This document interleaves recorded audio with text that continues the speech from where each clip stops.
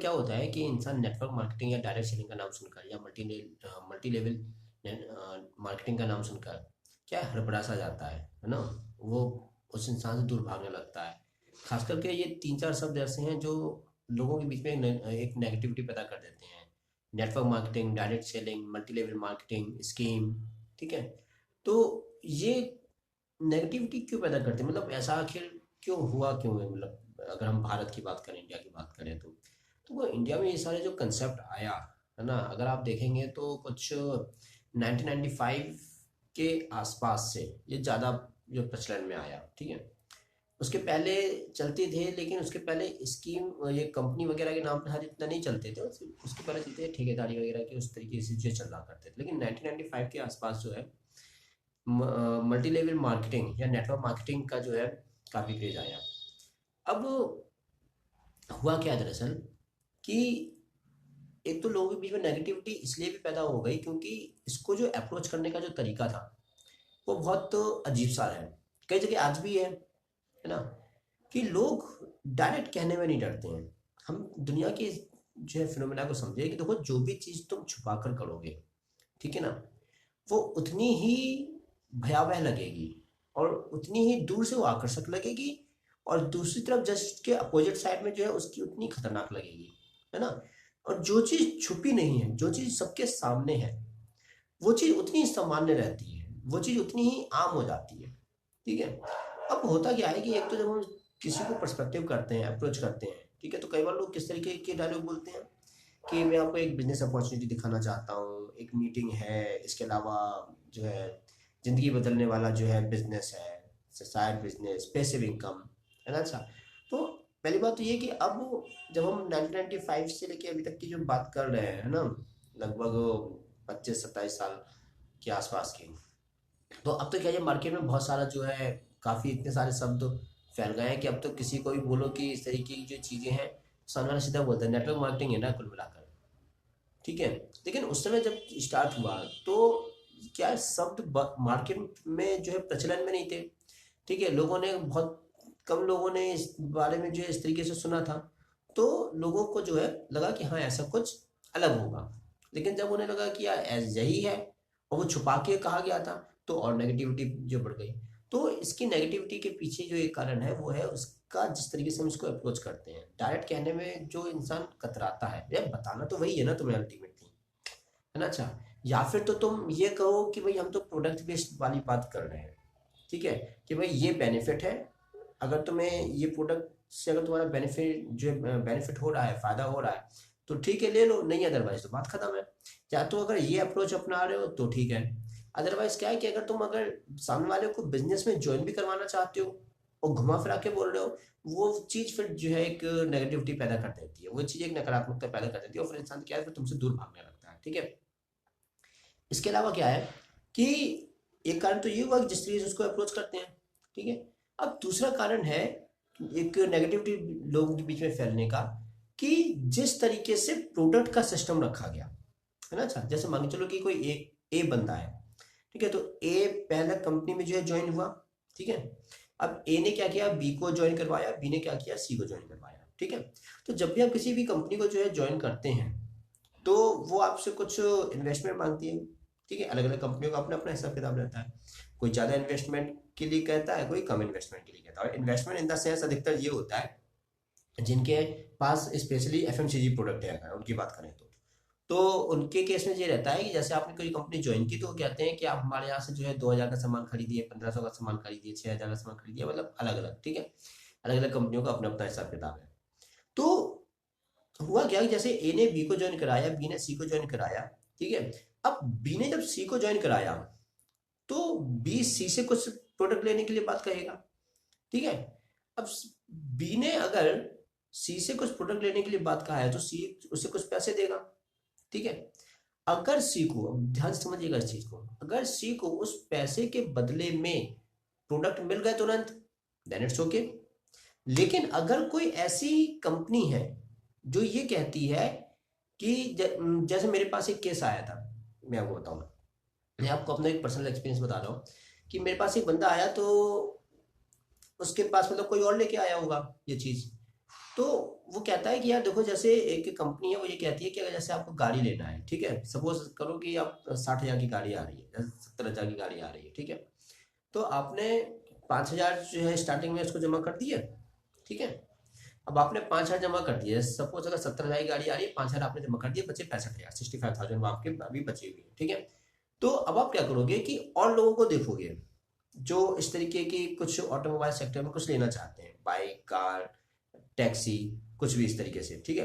अब वो कंपनी अगर ऑटोमोबाइल सेक्टर में काम कर रही है, तो वो जाहिर सी बात है कि वो प्रोडक्ट जो बताएगी वो ऑटोमोबाइल का बताएगी, ठीक है। तो वो प्रोडक्ट तो कुछ भी हो सकता है ना। Network marketing in the sense उस तरीके से बिजनेस करना बस, ठीक है।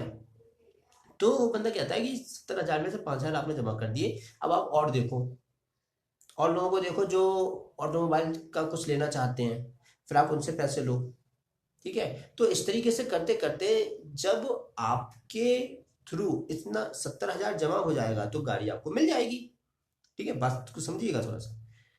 अब मैंने जो 5,000 दिए हैं जैसे, ठीक है, अगर मैंने 5,000 दिए तो 5,000 तो मेरे अटक गए। अब मैं उस 5,000 जो मैंने दे दिए हैं, उसके बदले, उसके सहारे गाड़ी को लेने के चक्कर में मैं और लोगों को देखूंगा। यानी कि जब तक मेरे से मेरे जरिए इतने सारे लोग नहीं जुड़ जाते कि 70,000 रुपये कंपनी के पास पहुंच जाए, तो वो मुझे गाड़ी नहीं देगी। बात को समझ रहे हैं आप, ठीक है। और यदि मान के चलो कि 70,000 नहीं होते हैं और 5,000 तो मेरे पहले चले गए, ठीक है। अब जब मैं वापस मांगूंगा तो फिर प्रॉब्लम होगी, वहां पे फिर एक्सप्लॉइटेशन ऑफ रिलेशनशिप आ जाएगा, ठीक है, जो व्यवहार बिगड़ने की बात आ जाएगी। अब ऐसी कंडीशन जिन कंपनियों में पैदा होती है, ठीक है, कि सी वाले बंदे ने जो पैसे लगाए हैं उसका निपटारा आप उसको कोई सर्विस या प्रोडक्ट देके ऑन द स्पॉट पे उतने ही पैसों का कोई प्रोडक्ट या सर्विस देकर अगर आप निपटारा नहीं कर पा रहे हैं, अगर आपकी कंपनी के पास ऐसी कंडीशन है, तो फिर वो स्कीम है, तो फिर वो जनरेशन प्लान नहीं है। जनरेशन प्लान और जो स्कीम होती है उसके बीच में एक बहुत बड़ा डिफरेंस ये भी होता है कि जनरेशन प्लान क्या करता है कि आपने जितना पैसा दिया, आपको उसके प्रोडक्ट मिल गए, बात खत्म हो गई। आपका पैसा इस बात के लिए नहीं अटकेगा कि आप अगर और लोगों को नहीं ला पा रहे हो तो फिर जो आपने पैसा कंपनी को दिया है, ठीक है, उसका कुछ नहीं मिलेगा, ये नहीं होगा, ठीक है। तो और यदि कोई ऐसी कंपनी है जो ये कहती है कि नहीं तुमने इतने तो दे दिए हैं, अब ये जो तुमने पैसे दिए हैं तो जिस प्रोडक्ट के लिए दिए हैं उसकी कीमत इतने से ज्यादा है, ठीक है, अब जितनी ज्यादा भी बचे हैं पैसे, ठीक है, तुम अपने साथ और जोड़ो, उतने हमें दो, उसके बाद फिर तुम जो है प्रोडक्ट ले जाओ। अगर ऐसी कंडीशन बन रही है तो फिर वो फिर फंसाने वाला काम है। क्योंकि सबसे लास्ट में जो बंदा है, सबसे लास्ट में जो बंदा जुड़ेगा, सबसे नीचे के लेवल पे जो बंदा जुड़ेगा, ठीक है, जो पैसा देगा, वो अपने पैसे निकालने के लिए फिर लोगों को जोड़ेगा, समझिएगा बात को। वो उसने जो पैसे दिए, अगर कंपनी के पास ऐसा कुछ नहीं है कि उसने जितने भी पैसे दिए हैं कोई प्रोडक्ट या कोई सर्विस देके उसके उतने पैसे का अकाउंट क्लोज कर दे, निपटारा कर दे, ठीक है, अगर कंपनी के पास ऐसी कोई व्यवस्था नहीं है तो फिर वो फंसाने वाला काम कर रही है, तो फिर वो स्कीम वाला काम कर रही है। तो ये एक बहुत बड़ा डिफरेंस होता है, इस कारण से भी लोगों के बीच में जो नेगेटिविटी बढ़ी है। हम्म। और इसके अलावा एक चीज और भी थी कि भाई देखो, पहले जो है ऑनलाइन इतना बड़ा नेटवर्क नहीं था, लोग क्या करते थे कि एक दूसरे के पास जाते थे। अब एक ने किसी से पैसे ले लिए, बात को समझिएगा, एक ने किसी, जैसे बी ने सी को जो है ज्वाइन करवाया, बी क्या करेगा, सी से पैसे ले लेगा, ठीक है, तो मुझे पैसे दो, मैं तुम्हें लाके प्रोडक्ट दूंगा, इस तरीके से। अब मान लो बी खा गया पैसे, वो ना तो उसने ना तो प्रोडक्ट दिए, ठीक है, और ना ही उसने कंपनी में जमा किए, अब वो बीच में खा गया, है ना।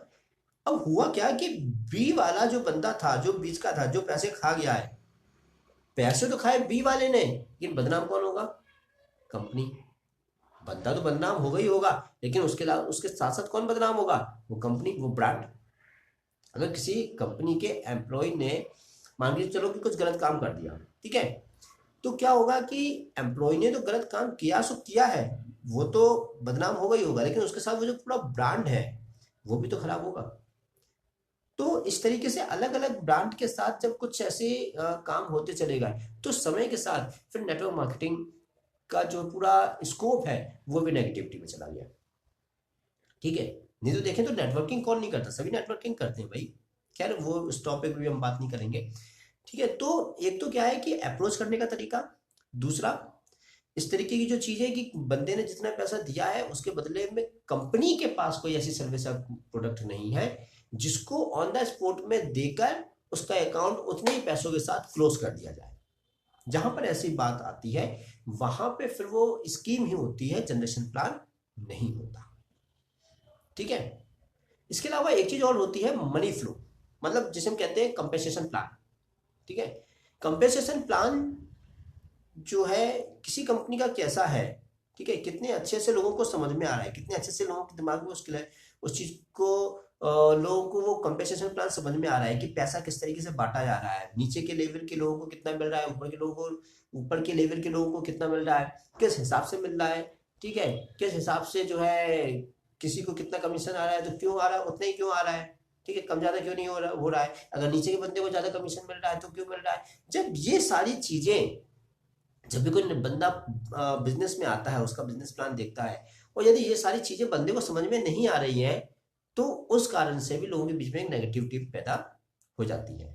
उस कारण से भी लोग थोड़ा सा उस चीज में, नेटवर्क मार्केटिंग में जो है जाने से डरते हैं, डायरेक्ट सेलिंग में जो है जाने से डरते हैं कि पता नहीं आज ये कितना पैसा देगा, मुझसे मेहनत तो पूरी करा रहा है, पता नहीं पैसा आएगा कि नहीं आएगा। खैर स्केर्सिटी तो देखो हर जगह रहती है। ठीक है, जो परमानेंसी है वो बहुत कम जगह आपको मिलती है, क्योंकि जो पैसे वाली जो बात है, ठीक है, वो डिपेंड करता है आपके टर्नओवर पर। अब आपका कितना टर्नओवर होता है तो वो जो है अपनी मेहनत के ऊपर जो है डिपेंड करेगा। ठीक है, लेकिन आप जितना भी टर्नओवर कर रहे हो उससे जो आपको मिलेगा, इस बात की जो ट्रांसपेरेंसी है ये साफ साफ दिखना चाहिए।